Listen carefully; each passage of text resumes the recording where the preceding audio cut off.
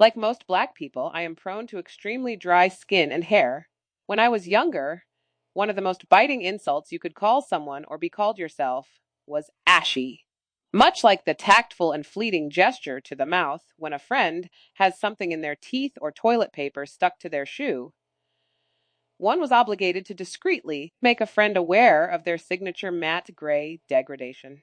Sometimes, if the skin is so parched that the outer layer died, but had not yet been shed, one could drag a nail against the scale and watch a sheet of skin flake off and float to the floor. If you were at the point of noticeably dandruffy legs, you were better off changing your name and switching school districts due to the incessant ridicule. On many a cold October morning, after the frost of the morning, but before the radiant heat of the midday sun, the time when all of the body's water reserves are used to regulate both the newness of the day and the constantly evolving temperatures throughout it. I recall emptying my cherry flavored chapstick between my hands and rubbing them together furiously, the friction of which would melt the wax smoothly into a lubricating polish and shine my shame. To call someone ashy probably trumped most yo mama jokes, as literally everyone has some negative, unexpressed emotions toward their own mother and so can laugh internally, even if required to show outward offense for the sake of banter. There was not one single positive aspect to being ashy, and to be caught with a patch of dehydrated epidermis meant that you were poor, negligent, and stupid, all at once. It was the period on the end of the sentence, the argument stopper, the mic dropper, the incontrovertible win. Being ashy was so serious, it was almost not even funny anymore. Almost. Dead dusty dermis and bones were my father's ashes. Seeing my dad's ashes for the first time was akin to that mic drop of finality, and no less a shame. They were that exact same gray color as a patch of animated ash on a living being, just as dry to the touch and just as serious, which is to say that even they adopted an element of absurdity in their pathologically personified presence in my life. I would be going too far if I said that I saw my father in every neglected patch of skin that I saw, like some transient and resurrected shroud of Turin, or temporary tattoo. I simply marvel at how multidimensional and transmutable the term ashes to ashes, dust to dust is. Holding those ashes for the first time in my hands, the universe, its laws, life, death, and everything in between made perfect sense and with stark clarity. To this day, I do not know if that download was a gift from God or a grievous loss of innocence. With the turn my life would take from that moment forward, one would easily assume the later. The ashes were separated into 8 equal portions, one for each of his 7 children, and one for the remaining widow. The fragmented ashes were ziplocked in plastic bags and stored in tawdry rose gold-colored cardboard boxes that one would find from a gift wrapping kiosk in a mall during the Christmas holidays. No metal urn or ceramic sarcophagus, just cheap craft boxes on clearance, undesirable in June, far from the Christmas holiday, on each end of its placement on the calendar. And while I do not advocate for the use of racialized science to prove personal truths, it is proven that African Americans have greater bone density than other races. Although it would be a while later that I had a clear comparison for this being fact, my dad being a big man produced a prodigious amount of ashes, belying the fragile skeletal form my father assumed in his last days.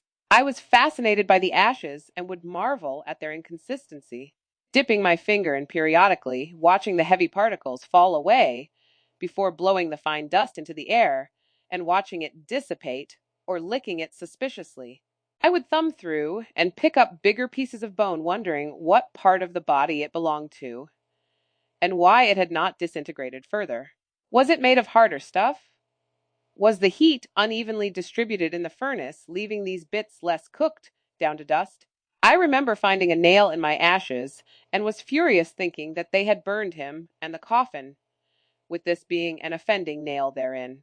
I thought this way for more time than I would like to admit, before I remembered my father's many surgeries, which included getting screws and pins to put his breaking bones back together. Sheepishly, I maintained that it made absolute sense to me at the time, given the weight of the baggie. All done and dusted, my portion of ashes must have been at least 5 pounds, sans the tackless box they resided in. It took me a few months to collect my ashes due to the processing time of his remains. In that time, I tried to pretend that it had not happened since there was nothing tangible to tether it to. It was as if my hands were itching for proof. I went back to what I knew of my life prior to his death, working for a wilderness school in Wyoming, helping with re-rationing and outfitting groups, going into the backcountry, and going on short trips myself, and with colleagues on rare invites. I had a few longer haul trips to lead that were planned for farther in the future. But when my father died, it was decided that what was best for me was to go into the backcountry as a co-leader and guide 15-year-old DACA students, also known as deferred action for childhood arrivals, within days of the funeral. The students were undocumented youth from mostly Central and South America. All of them were troubled, as was written in the group's course description, in some way, and their schools had decided to give them the gift of wilderness therapy.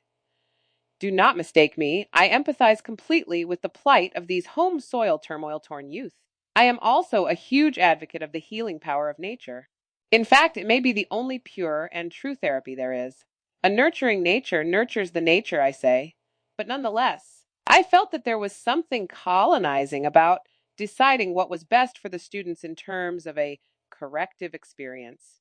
Most likely, this was just a projection of myself, who was assigned to co lead them a mere week after my father died as a sort of corrective experience to the volatile emotions I was feeling in the wake of his death.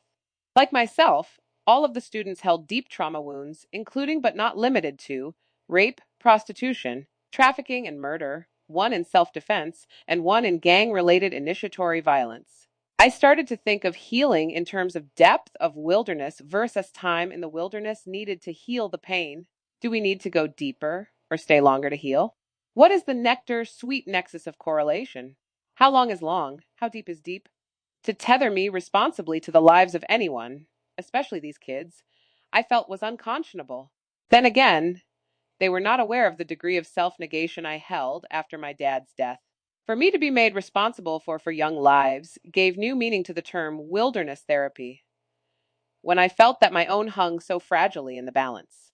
Perhaps they witnessed the degree of self degradation and sabotage I subjected myself to in the time up until his death and the days of my return from his funeral. I feel they decided to step in on my behalf and those of the ancestors, beginning with my recently deceased dad and working their way back to the one that we all hold in common, pleading with them to save my soul and the company from a liability situation, surely soon to come at the hands of some unhinged grief gremlin.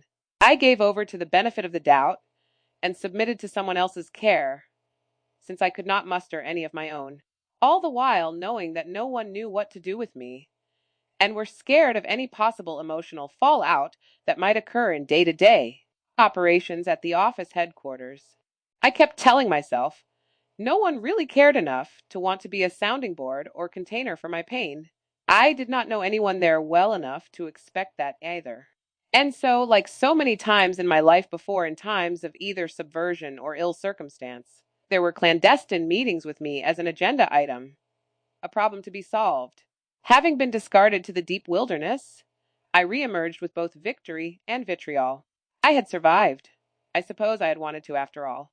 I suppose I had piggybacked on the need and desire to keep the immigrant students alive and provide an enriching experience for them, in spite of myself. Yes, I reemerged, but so did some feral and spiteful spirit regarding my job's benevolent manipulation and ultimate forsaking of me.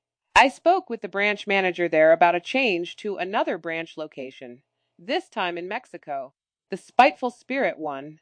I leveraged their manipulation with manipulation of my own, like some form of reactive abuse, and within a few weeks, I drove to North Carolina to gather my portion of the ashes and then drove to Baja California, Mexico, making the drive to the Mexico-California border in just 2.5 days with the help of my sister. With just the company of Merlin Dog and my dad's ashes, I drove the 14 hours from the border to the school's branch north of La Paz, nestled along the still shores of the Sea of Cortez.